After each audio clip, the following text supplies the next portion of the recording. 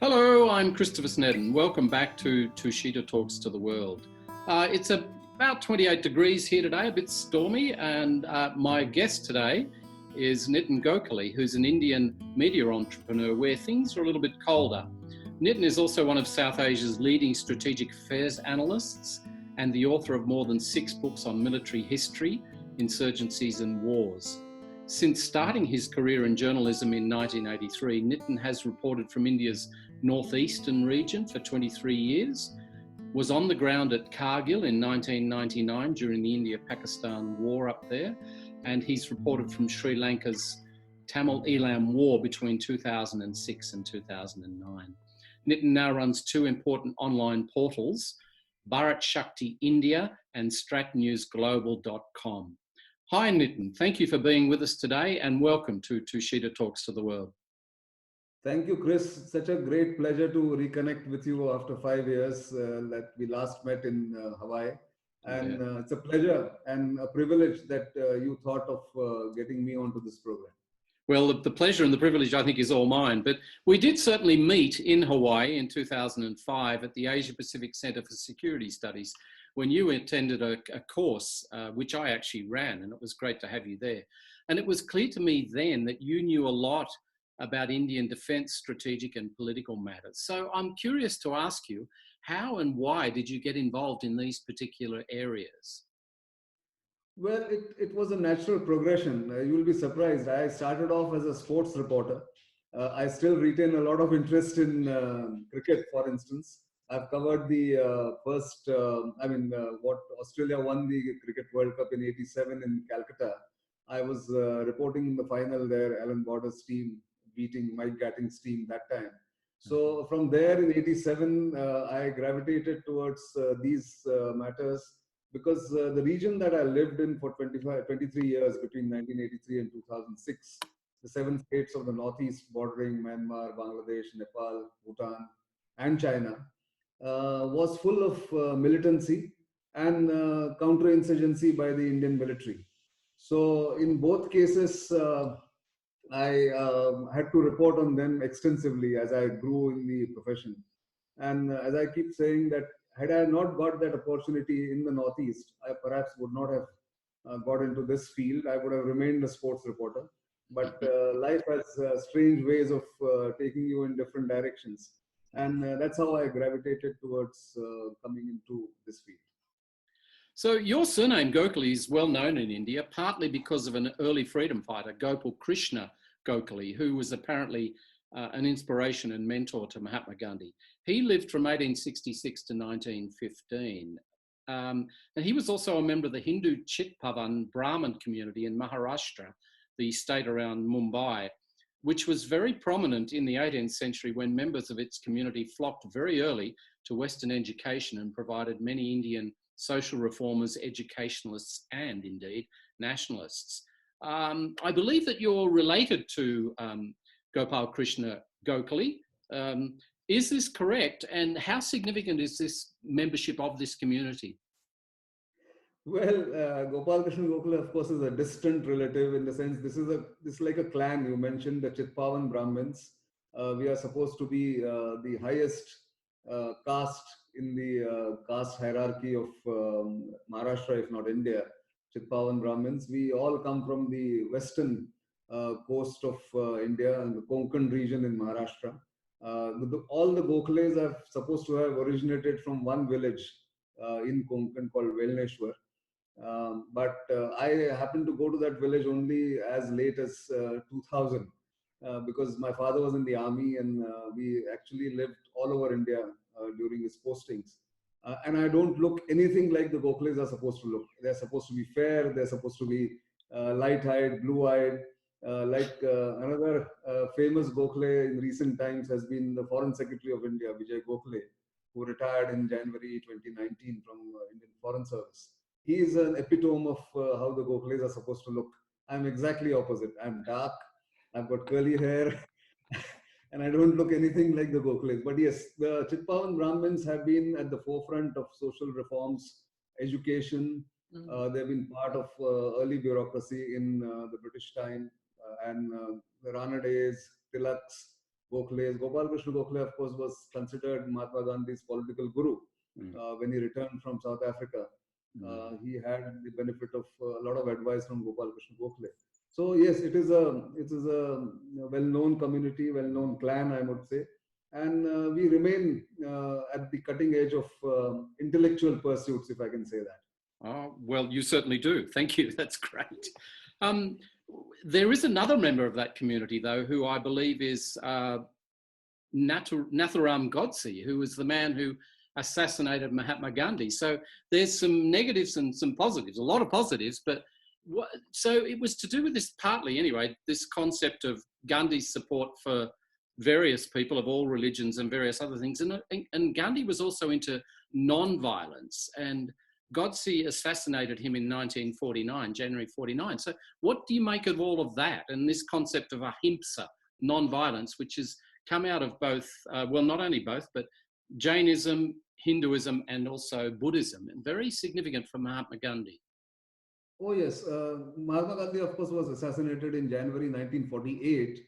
48, sorry. Yeah, and Nathuram Godse, of course, was part of a group of Pune Brahmins, as they call them, and I also come from Pune, who thought that Mahatma Gandhi was bartering away India's wealth, India's sovereignty, and fragmenting India into two parts of India and Pakistan during the partition. And they did not agree with his formulation. So they took matters in their own hand. Savarkar, Vinayak Damodar Savarkar, who was called also Veer Savarkar, was supposed to be their leader. It was never proven that he was part of that conspiracy. But some of these radicals, some of these extreme people who held extreme views, I won't call them extremists, because some of the Pune Brahmins also had assassinated a British officer in Pune. The Safekar brothers had done a similar thing in the 1920s. So, because they had the benefit of education, they had the perhaps better reasoning powers or more reasoning powers than others. They thought that what Gandhi was doing was wrong in their eyes. And Nathuram Godse, I would think, was an aberration. But also the flip side is not very well known, I think, that after the assassination of Mahatma Gandhi, the Brahmin community in Maharashtra really suffered at the hands of all other communities.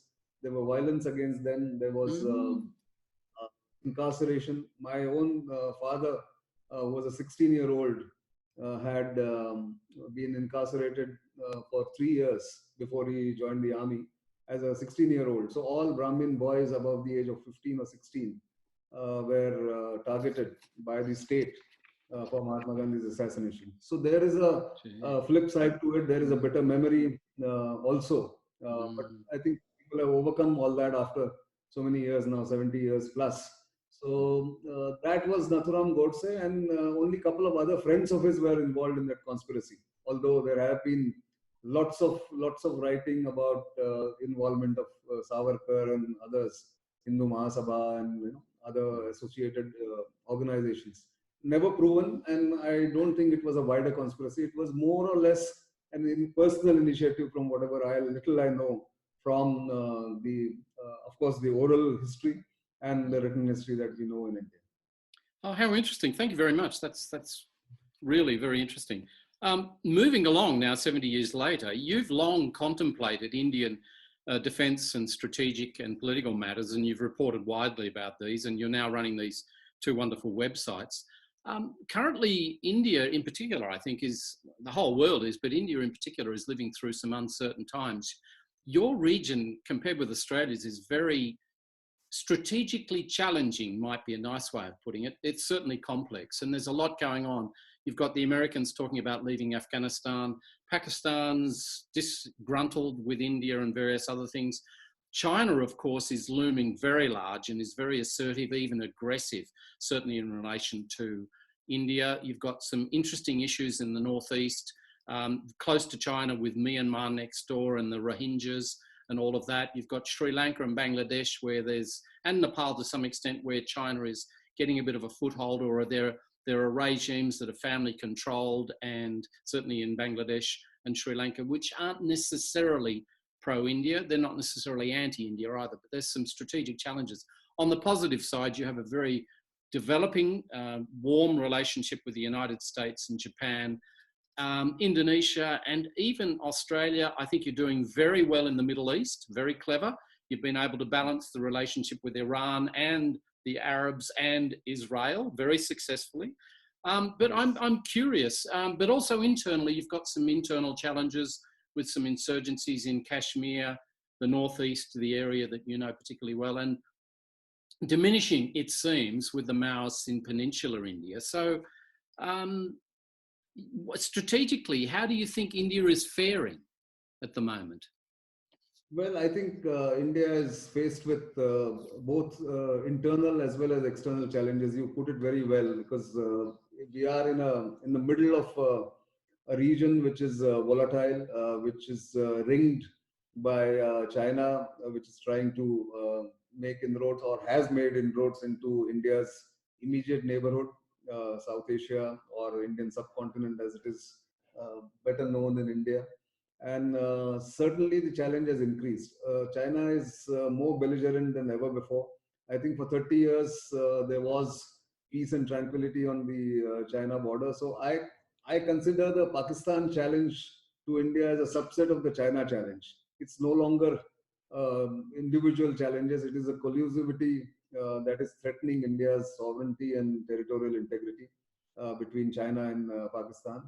Of course, the strategic game or of one-upmanship in the neighborhood itself is an ongoing contest. I mean, there are no clear clear deadlines or clear lines you can draw of victory and defeat. If you look at what happened in Maldives in 2018 and now, India was supposed to be completely out of Maldives, for instance, strategically located island nation. China had full grip on the Maldives political establishment and the government there. But within 2 years now, it's India which is, if you want to use the word, controlling the Maldivian polity as well as the government. So I think it's an ongoing game where no party is permanent winner or loser. In Nepal, the repair of the ties are being repaired with Nepal from Indian side. Although the Nepalese Prime Minister is supposed to be completely in the Chinese pocket, so that contest goes on. Bangladesh is an interesting example where Bangladeshis, as we speak, yesterday on 16th of December was the 49th anniversary of the 1971 war, which India won decisively militarily, but frittered away some of the gains on the negotiating table. So Bangladesh is grateful for that. It also remembers India's contribution to its liberation, but it does not mean that Bangladesh is not going to do more business with China, for instance. So it's an ongoing contest, I would say. But the other challenge that India faces is about the internal dissension, if I may use that word. That's because the Modi government in its second term has decided to upend the status quo, either in Kashmir or in terms of the Article 370 that they sort of amended in Kashmir, Jammu and Kashmir. Also, the Ram Janmabhoomi movement that the Bharatiya Janata Party had started in the 1990s has culminated in the Ram Mandir, which is one of their political projects. And the overwhelming majority that the BJP has got has meant that today they can pretty much do what they want in changing some of the older policies or older status quo that was there in the Congress regime, which ruled for nearly 70 years, except for one or two spells of 5 years each, where Vajpayee was the prime minister at the turn of the century. So there are issues. Naxalites, you mentioned, they are on the downswing right now, but they never go away. I mean, if you look at the history from 1969 to now, they've withered away, come back again, were brought under control by military means. So that is another area of concern, really, but not a big concern. The big concern today is India's economy, and strategically, India has chosen now to become openly close to the United States and the Quad countries. That's now been revived after 2007. Exercise Malabar in the maritime domain has now become a four-way exercise between India, Australia, Japan, and the US, which is clearly aimed at containing China. I think all these countries know that individually they cannot challenge China or meet the China challenge. Therefore, they're getting together. So there are multiple challenges. I mean, one can go on, but the fact is, bottom line is, it's not easy to be India's prime minister or India's national security advisor. Absolutely not. I don't relish either job, I have to say. So do you think the internal challenges are more serious or the external challenges, Nitin? I think the external challenge right now is more serious, the China challenge. But what India has done, and I'm glad that this thing by China, the action in the Himalayas that the Chinese unleashed in the summer of 2020, has actually helped the Indian decision makers realize that China is the bigger challenge, not Pakistan. Earlier, our polity, our media, our strategic thinkers were largely obsessed with Pakistan. The obsession was, I think, disproportionate in my view. And the China challenge was therefore ignored. We thought we are managing China by putting in several of these border agreements, boundary pacts, but it was clearly China was preparing for a larger conflict or a larger, I would say, aggression against India in every term. And we allowed, Indians allowed, or Indian governments allowed China a free run in the market, in its technology sector. I think that is a bigger challenge now, to push back against China in terms of 5G technology, in terms of telecom, the inroads that Chinese have made in our markets, in investment, in startups. All that is now being unraveled, is being pushed back. I think that is both a challenge as well as an opportunity for India now because of the Chinese aggression. Yeah, it sounds a little similar to Australia, actually. We're pushing Exactly. back Yes. about China, but we don't have a long line of actual control the way that you do, of course.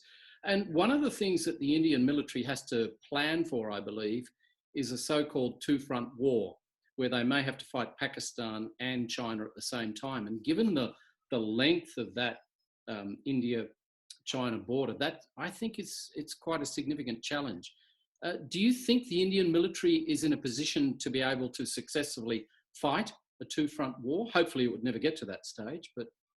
Well, that's the worst case scenario, and I think now we are staring at the worst case scenario in the last 1 year at least.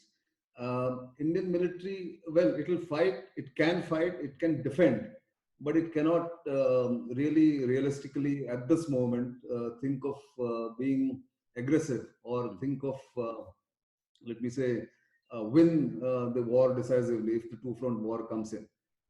It'll at best be a draw if the balloon goes up on the two fronts.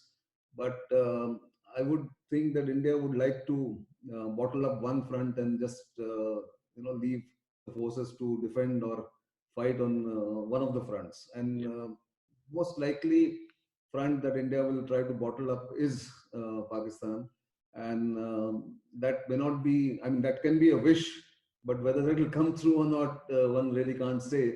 But the Chinese, I believe, this aggression is also has its limits, and the way they have done this in Ladakh, I believe that the Chinese believe in winning without fighting. they do not have the stomach for a long fight or a conflict, really, a conflict that leads to bloodshed. And therefore, they will try to do this military coercion, but not really get into a real fight. Because if China has to emerge as a winner, it has to really rout India like they did in 1962. And that is not possible in today's scenario, because Indian military is now much stronger than it was in 1962. It has better plans, it is better equipped, and it has better strategies than what it was in 1962. So if the Chinese cannot win a decisive war or cannot have a clear victory, then a draw itself is a bloody nose for China, which I don't think they will risk. Therefore, I would think there is I mean, very little possibility of a real conflict. This military coercion can go on, and which India is now handling very well after the initial hesitant steps that it had taken, or it got caught off guard, I would say, in the early weeks of May 2020. Yeah. Yeah, it's extraordinary too. India has a wonderful air force, and some of those air assets are very significant. Your supply lines are shorter in, Xinjiang and Aksai Chin and those places Tibet are a long way from mainland China.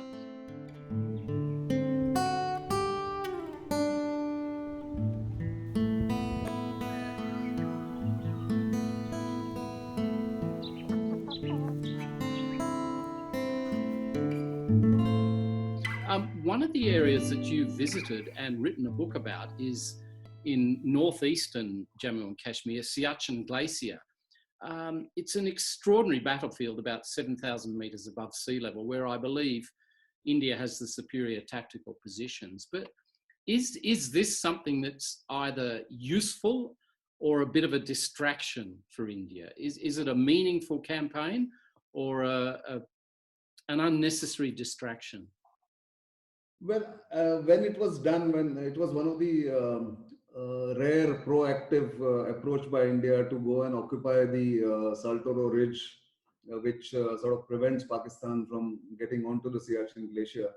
That time and in the subsequent decades, it's been 36 years since India occupied those three passes on the Saltoro Ridge in April 1984. Since then, a lot of people thought it's futile, and of course, it entails a lot of high expenditure on the military. The way they have to be fed, they have to be housed or catered for. But now it is emerging that that was a good decision, because the collusivity between China and Pakistan is now emerging as a real threat. And Siachen is like a wedge, or the presence of the Indian military on the Saltoro Ridge is a wedge between a likely handshake between China and Pakistan on top of India's head in the north, in the Himalayas. So I think Siachen now has gained more strategic significance than it had in the last 35 years or so, because that time it was seen as a tactical operation, a great tactical operation meant to hold the Saltoro Ridge against Pakistan's aggression. But now that China is trying to come into Ladakh from the Depsang Plains and the subsector north, as we call it, which is east of Siachen, and west of Siachen is Pakistan.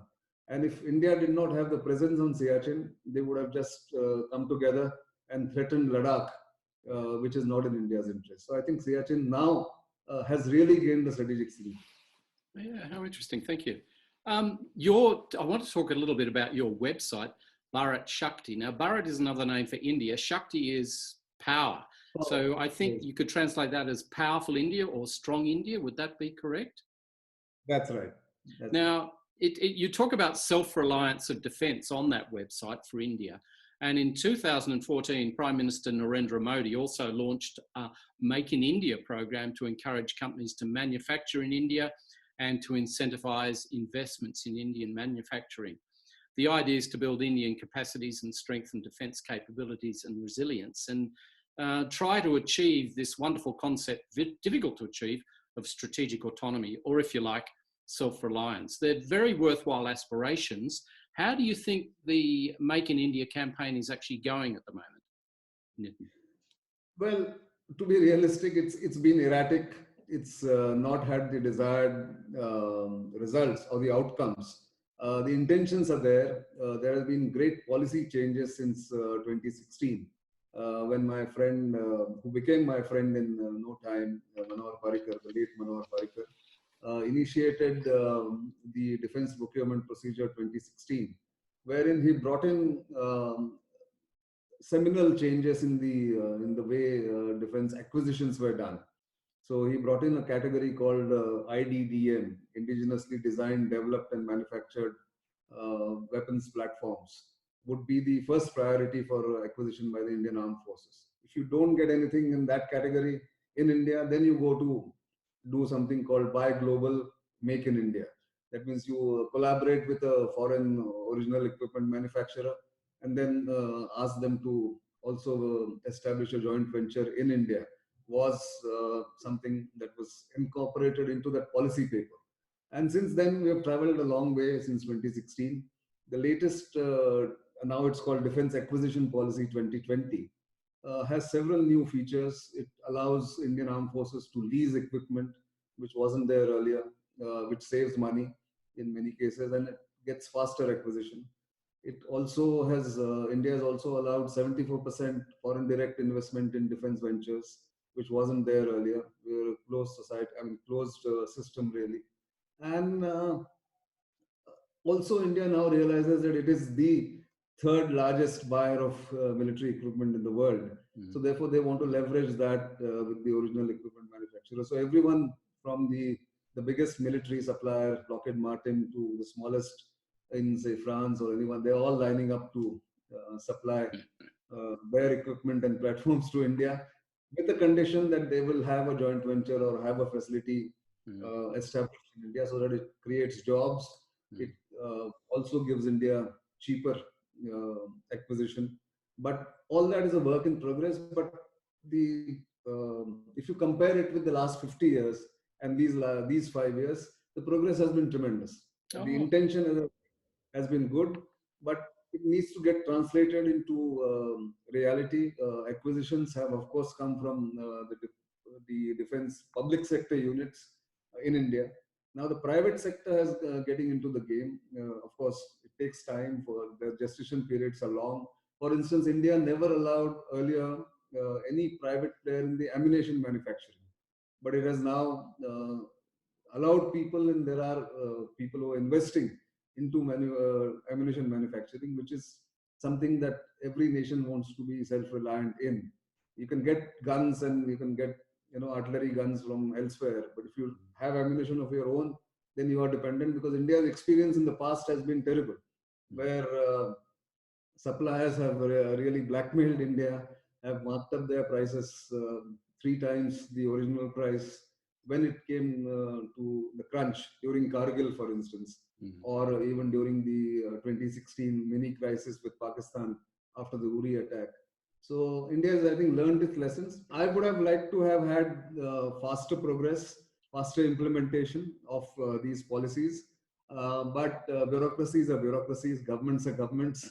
So staying outside the government, one can only wish that they are faster, but they have their own compulsion, their own systems, and their own pace. So I cannot really complain. But it's been a work in progress, and therefore at Bharat Shakti, we have been tracking this progress. We organize an annual conclave every year, getting all defense stakeholders together, which includes all the three chiefs of the armed forces, the newly appointed chief of defense staff, the defense secretary. Sometimes the defense ministers have come in these 5 editions of the conclave. And we like to believe ourselves as matchmakers, where we bring together people and allow them to then function from there on, and sort of establish joint ventures or whatever business they want to do from there. So that's been a great experience as somebody who was only a media reporter or a journalist. I've traversed a new path in becoming an entrepreneur. With these 2 websites, I have 15 people to take care of, or 16 people to take care of, including myself. Wow. So now my worry is more about how do I pay my employees a salary every month, and more than what I report. So that's been a good experience. Oh, well done. Congratulations. That's really admirable. It begs the question, do you have political ambitions? Well, no, that's something that I'm going to keep completely away from. I would Mhm. rather be somebody who is a well-wisher of a politician or a advisor to a politician, but I would not like to get my hands dirty because I do not have that kind of inclination.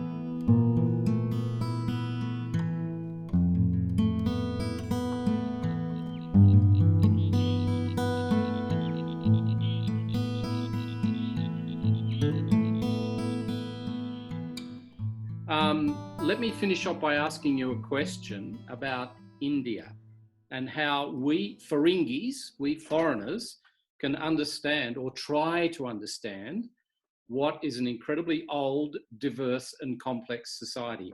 And I ask the question because I watched a podcast recently with your foreign minister, Mr. Subramanian Jaishankar, where a gentleman in Sydney asked him what or how he felt about the supposed illiberalities that are now happening in India.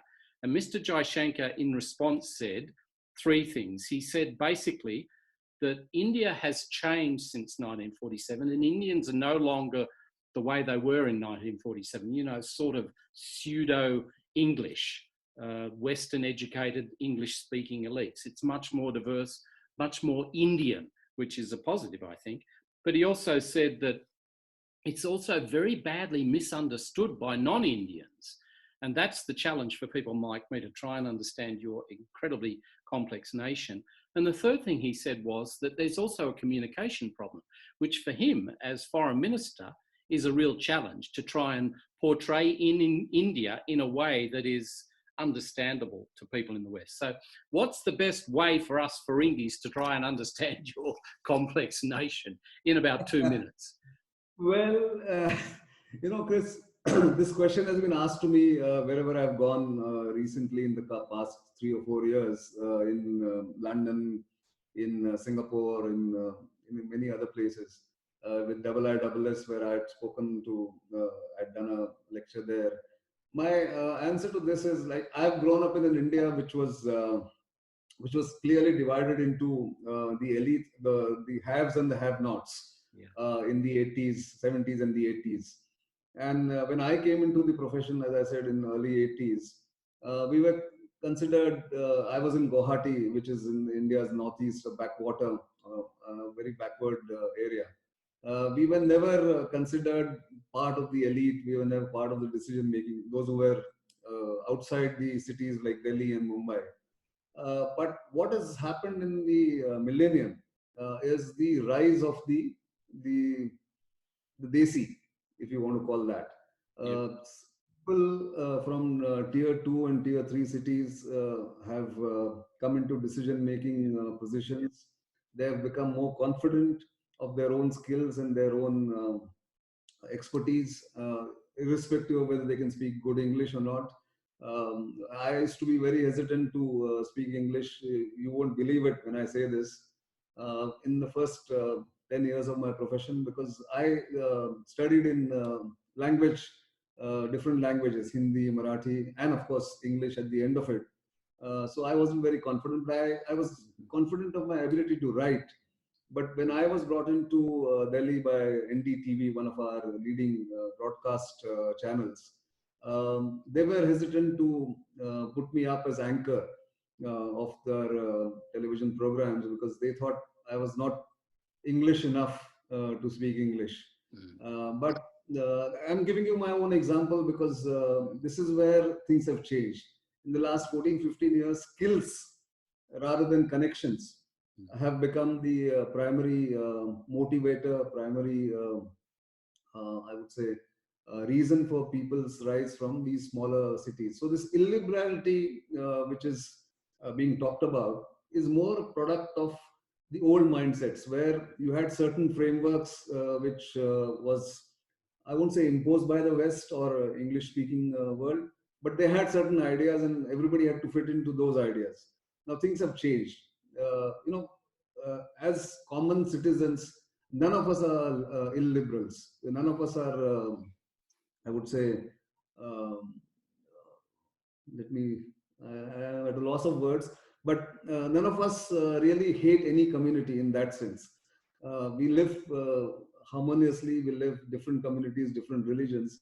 It's a political gimmick that has been used. It's not in the society. If you go in the common streets or in localities, I don't think this happens.